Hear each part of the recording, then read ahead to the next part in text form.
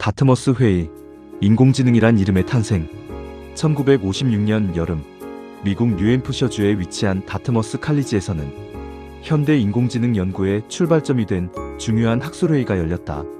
공식 이름은 인공지능에 관한 다트머스 여름 연구 프로젝트. 이 회의의 주최자는 존 메카시, 마빈 민스키, 클로드 셰넌, 네이선 로체스터였다. 이들은 각자 수학, 컴퓨터 과학, 정보이론 등 다양한 분야에서 두각을 나타내던 젊은 과학자들이었다.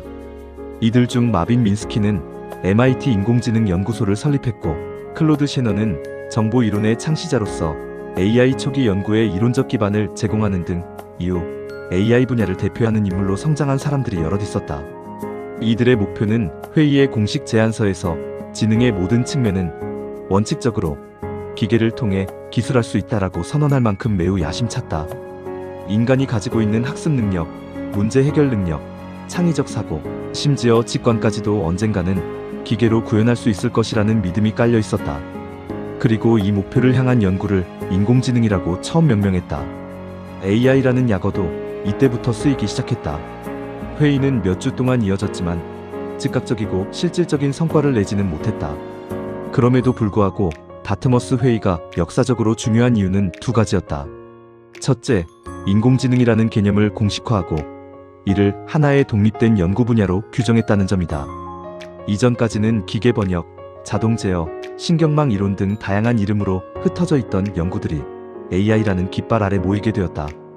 둘째, 인간 지능을 기술적으로 분석하고 재현할 수 있다는 강력한 신념을 학문적 목표로 삼았다는 점이다.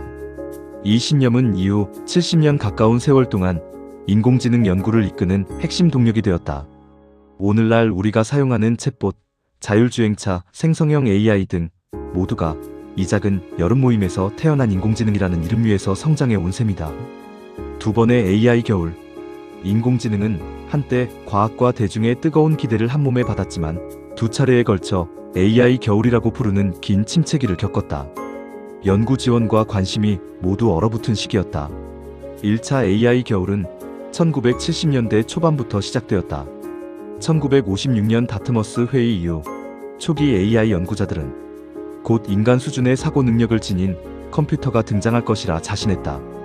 문제 해결 프로그램, 기계 번역, 자동 추론 등 다양한 프로젝트가 추진되었다. 그러나 현실은 기대를 배신했다. 당시 컴퓨터는 연산 속도와 저장 용량이 너무 제한적이었고 인간 언어의 복잡성을 제대로 처리할 수 없었다. 기계 번역은 원문의 의미를 제대로 살리지 못했고 자동화된 추론 시스템도 제한된 상황에서만 작동했다.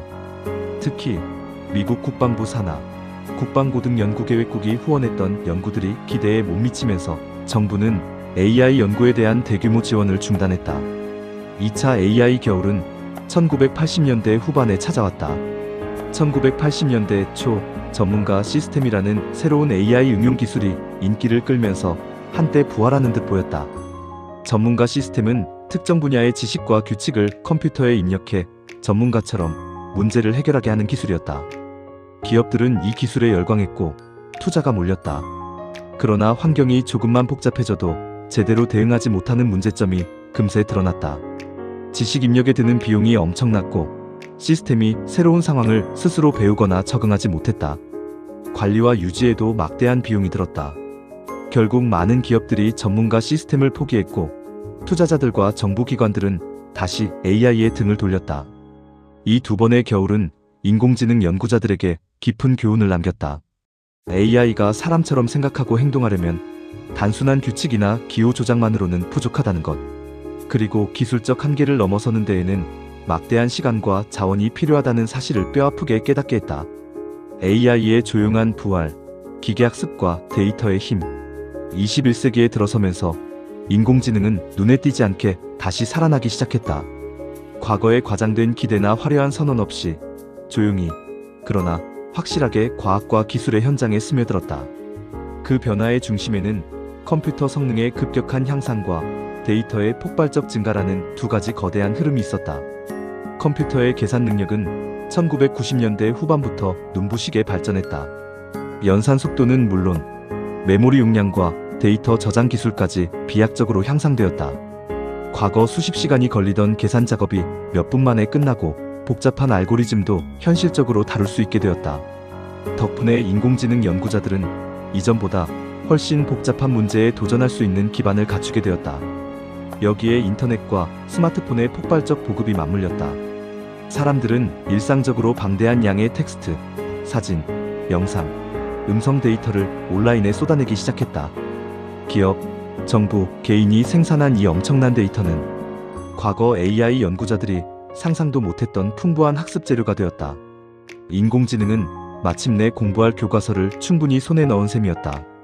이런 환경 속에서 주목받기 시작한 것이 바로 기계학습, 즉 머신러닝이다. 기계학습은 사람이 일일이 규칙을 입력하는 대신 데이터 속에서 스스로 패턴을 찾아내는 방법이다. AI는 더 이상 프로그래머가 알려준 정답만 따르지 않는다. 반복된 경험과 데이터의 흐름을 통해 마치 어린아이가 세상을 배우듯 직접 학습할 수 있게 되었다. 하지만 진정한 전환점은 아직 오지 않았다. 여전히 한계는 분명했고 사람처럼 자유롭게 사고하거나 창의적인 문제를 해결하는 수준에는 이르지 못했다. 거대한 변화는 아직 딥러닝이라는 단어를 기다려야만 했다.